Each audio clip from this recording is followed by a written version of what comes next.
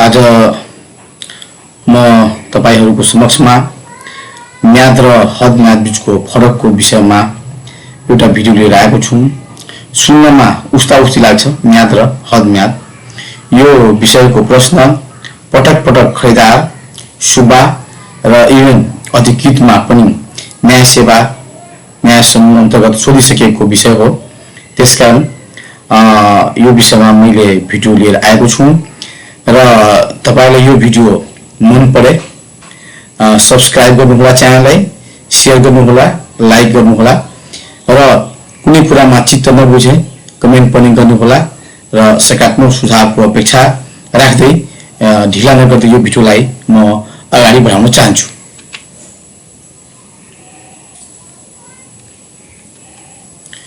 सबभन्दा पहिला म्याद र हद म्याद के हो विषयमा छोटो हामी कुरा बुझौं।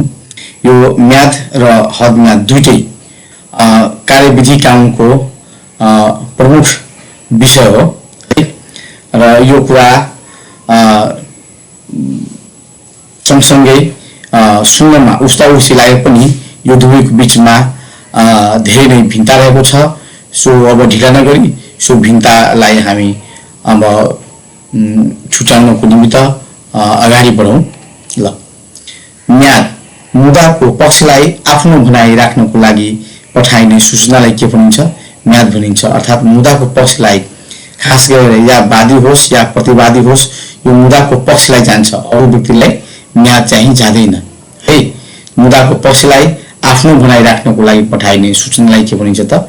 म्याद भनिन्छ। त्यस्तै हद म्याद के भने मुद्दा दर्ता गराउनको लागि तोकिएको अन्तिम समयलाई के भनिन्छ त? हद म्याद भनिन्छ।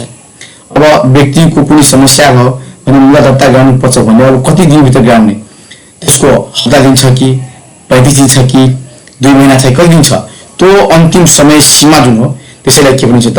हद म्याद भनिन्छ। अब म्याद जुन हो यो छोटो अवधिको हुन्छ, 7 दिनको हुन्छ, 5 दिनको हुन्छ, 21 दिनको हुन्छ, 30 दिनको हुन्छ, म्याक्सिमम 70 दिनको हुन्छ। यो सरकारवादी मुद्दामा हुन्छ म्याक्सिमम म्याद चाहिँ 70 दिनको, यो भन्दा बढी अवधिको म्याद हुँदैन। त्यस्तै हद म्याद यो लामो अवधिको हुन्छ। लामो अवधि भन्नाले 3 महिना, 35 दिन, 6 महिना, 2 वर्ष, 20 वर्ष, यति कतिपय जानमा लामो अवधिको हुन्छ। अरू प्राय यो म्याद भन्दा अवधि यसको लामै हुन्छ। दोस्रो भिन्नता हो।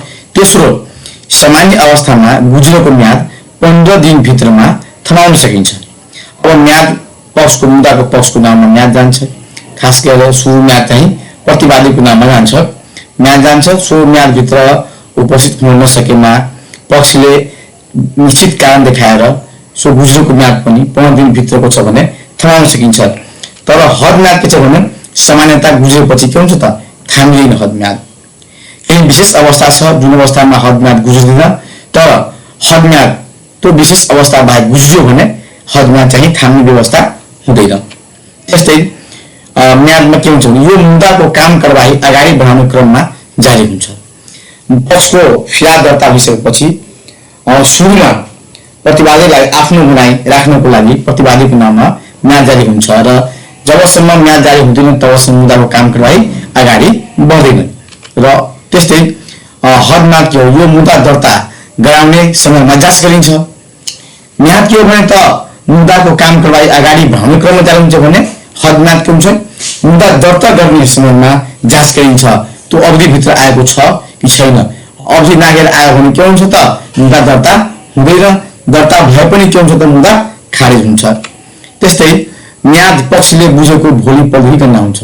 म्याद कहिलेबाट गणना हुन्छ भने मुद्दाको पक्षले म्याद बुझेको समयको भोलि पल्टदेखि म्याद के हुन्छ त? गणना हुन्छ।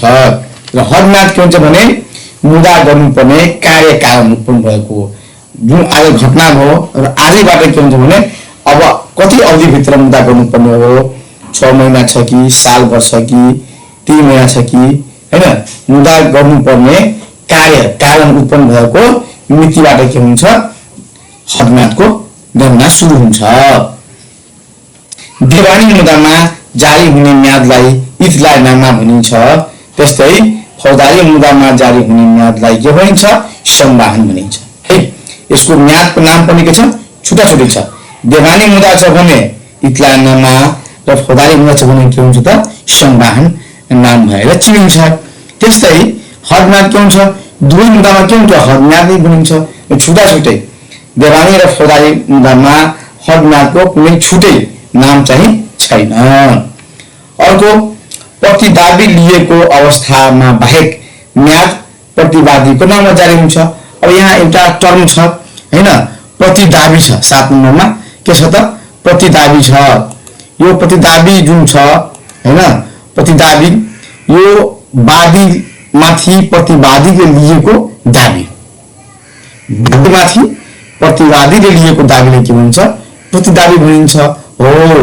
यदि प्रतिदाबी लिएको अवस्था छ भने वादीको नाममा म्याद जान्छ नत्र प्राय अन्य अवस्थामा म्याद चाहिँ प्रतिवादीको नाममा जारी हुन्छ। अर्को हदम्याद हदम्याद के हुन्छ वादीसँग सम्बन्ध राख्ने विषय हो। हदम्याद हुन्छ वादीसँग।